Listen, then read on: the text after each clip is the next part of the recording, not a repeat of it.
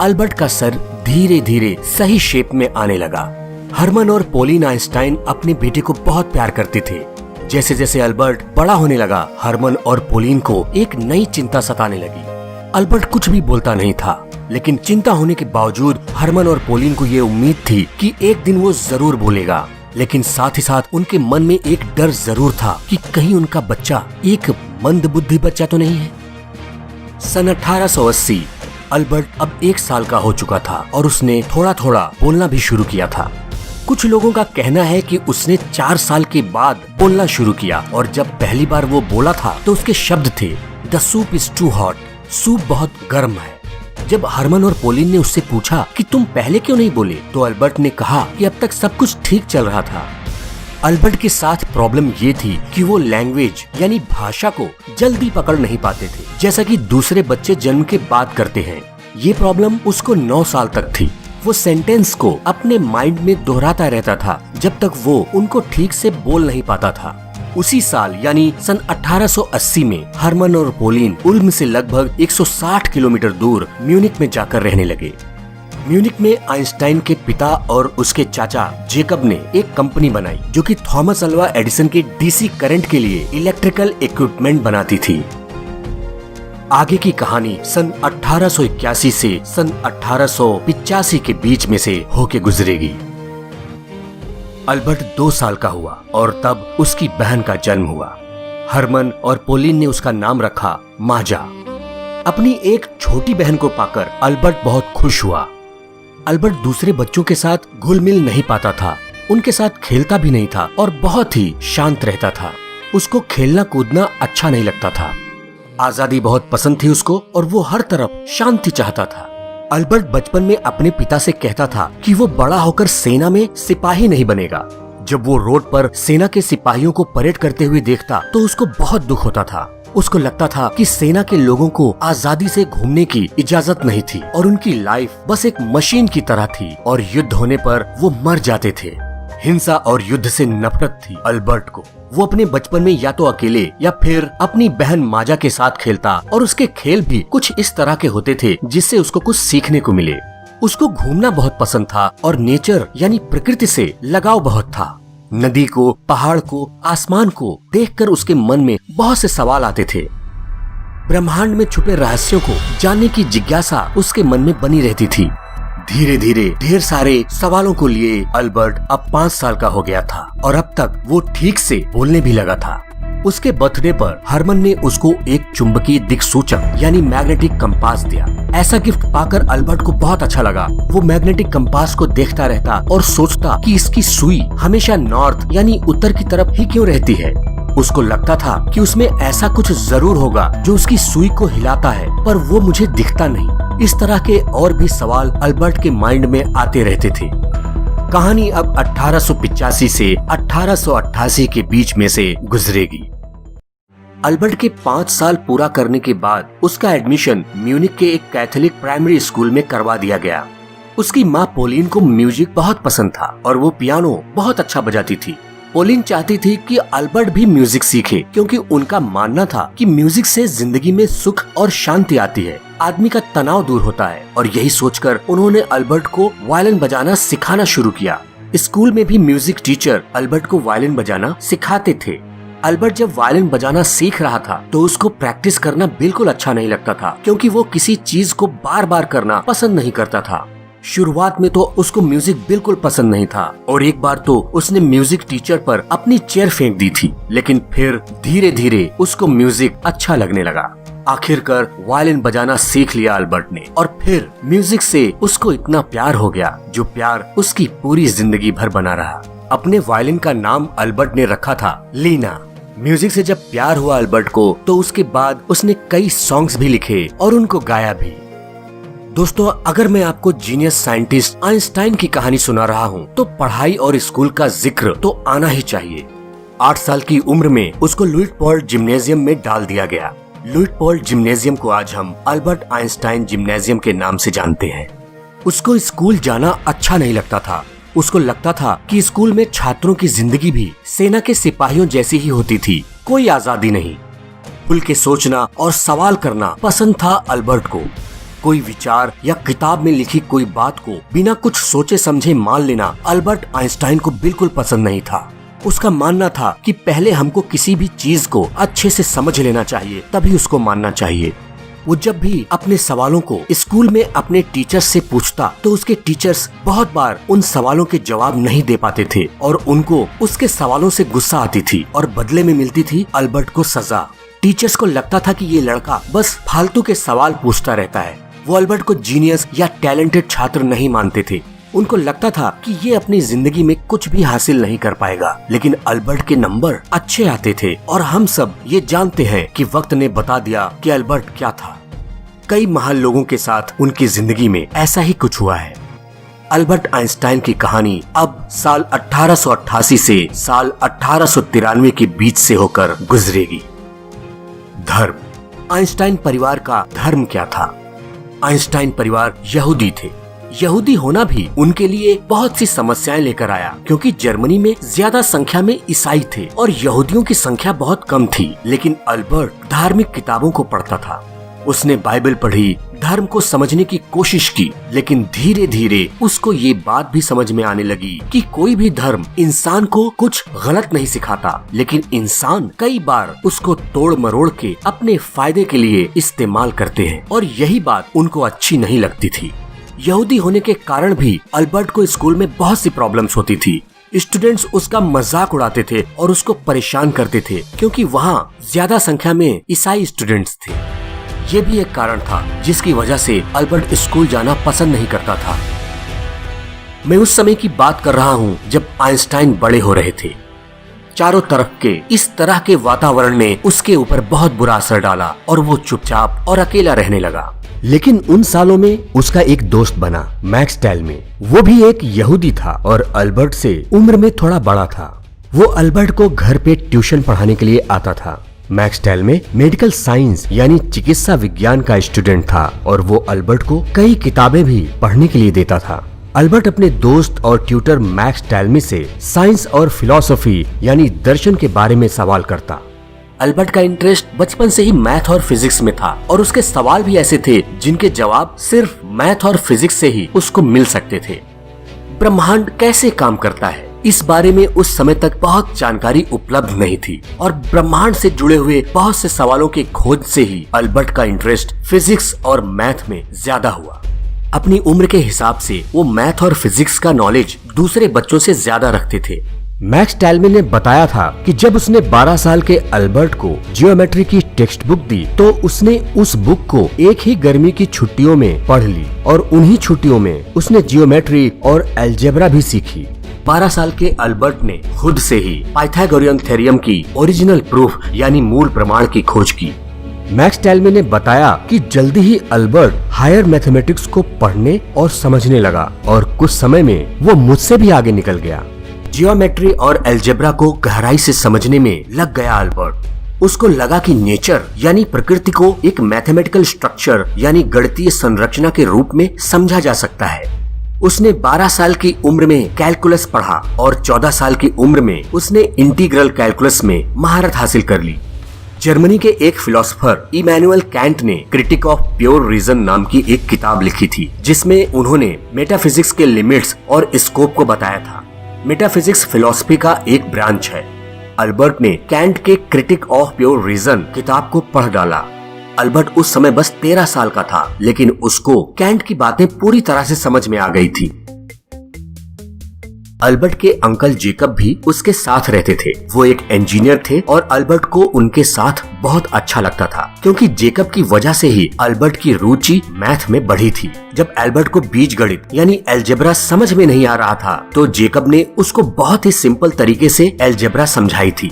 Jacob ने बताया कि अलजेब्रा बहुत ही मजेदार विषय है। उसमें हम एक छोटे जानवर का शिकार करते हैं। उस जानवर का नाम हमको नहीं पता, इसलिए हम उसको एक्स कहते हैं।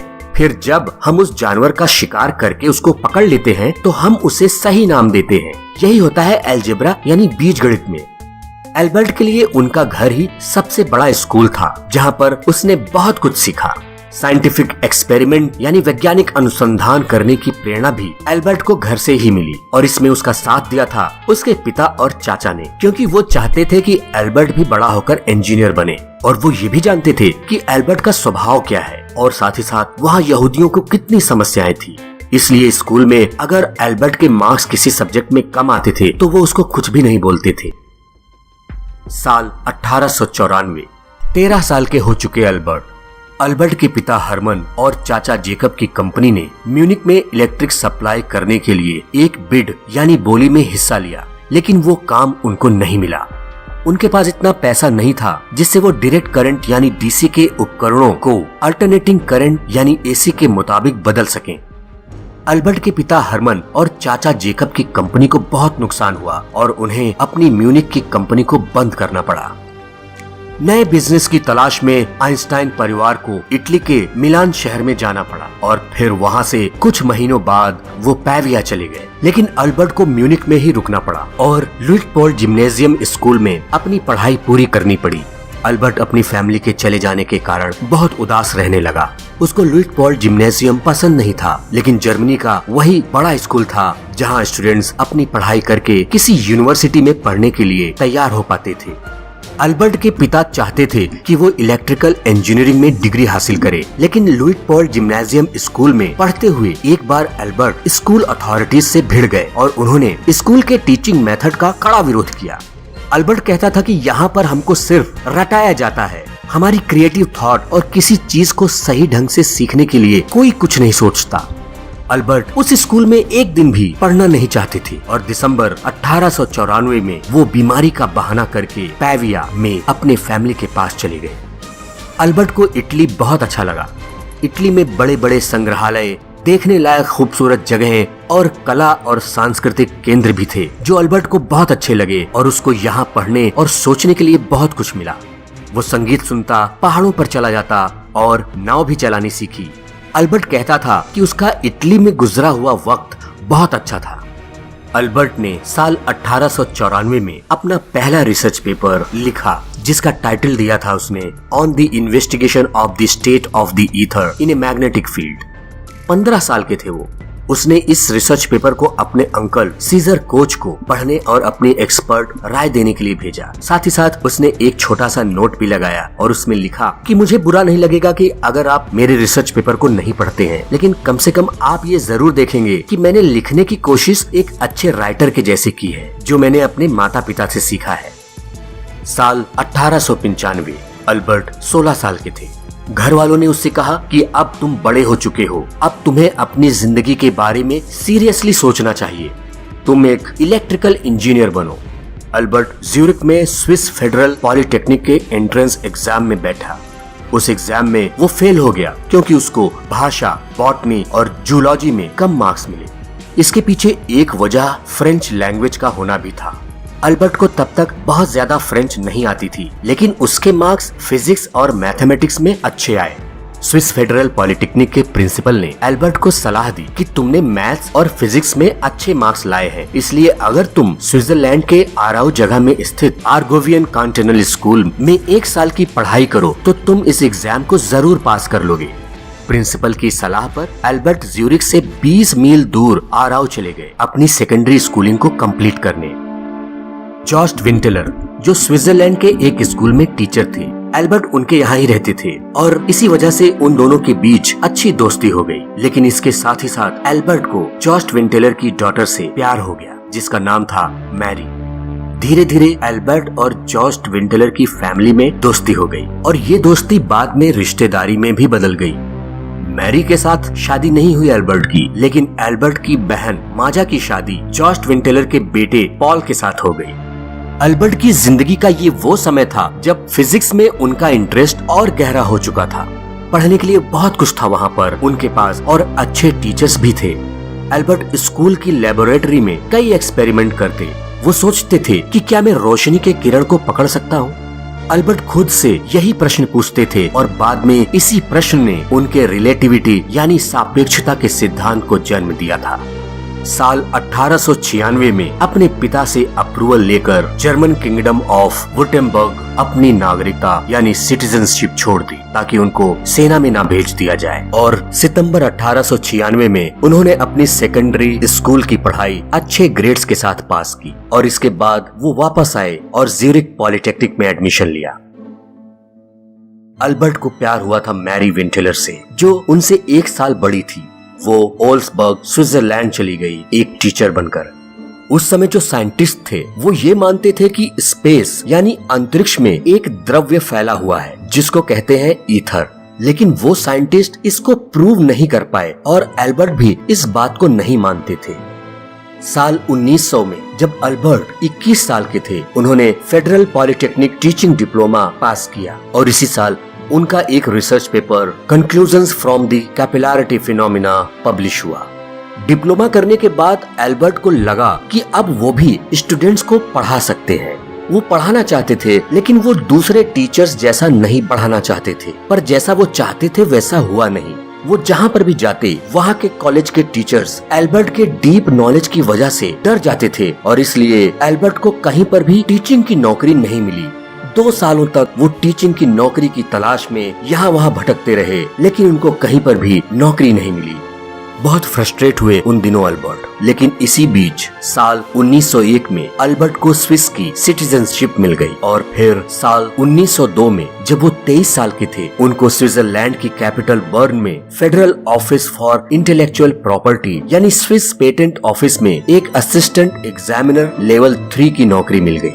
इस नौकरी को करते हुए अल्बर्ट को अपने रिसर्च पेपर्स पर काम करने और उनको पब्लिश करने का बहुत समय मिला। ये जॉब उनके लिए बहुत अच्छी थी क्योंकि उनको ऑफिस में बस कुछ ही घंटों का काम रहता था और वो अपना बाकी समय लिखने और रिसर्च करने में लगा पाते थे। वो पेटेंट ऑफिस में काम करते थे, इसलिए वहाँ पर आने वाले बहुत से पेटेंट एप्लीकेशंस को वो अच्छे से पढ़ते थे।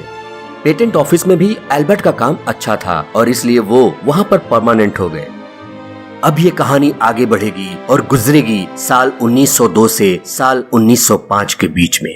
पेटेंट ऑफिस में काम करते हुए अल्बर्ट ने डॉक्टरेट की डिग्री पाने के लिए कड़ी मेहनत करना शुरू किया और 30 अप्रैल 1905 में उन्होंने अपनी थीसिस कंप्लीट करके यूनिवर्सिटी ऑफ ज्यूरिख से पीएचडी की डिग्री हासिल की। जब अल्बर्ट आइंस्टाइन ज्यूरिख पॉलिटेक्निक में स्टडी कर रहे थे तो उनके साथ उनकी एक फेलो स्टूडेंट थी, मिलेवा मैरिज। वो एक इंटेलिजेंट स्टूडेंट थी।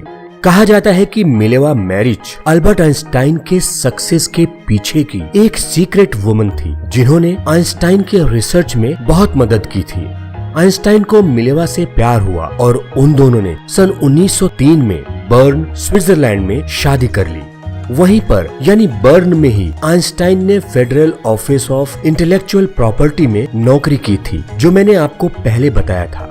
कहा जाता है कि आइंस्टाइन और मिलेवा मैरिज की शादी होने से पहले ही उन दोनों की एक डॉटर भी थी, लेकिन शायद किसी बीमारी की वजह से उसकी डेथ हो गई। आइंस्टाइन की उस डॉटर के बारे में लोगों को ज्यादा जानकारी नहीं है। सन 1904 में उनका एक बेटा हुआ, हंस अल्बर्ट। अब आपको वापस सन 1905 में ले चलता हूँ।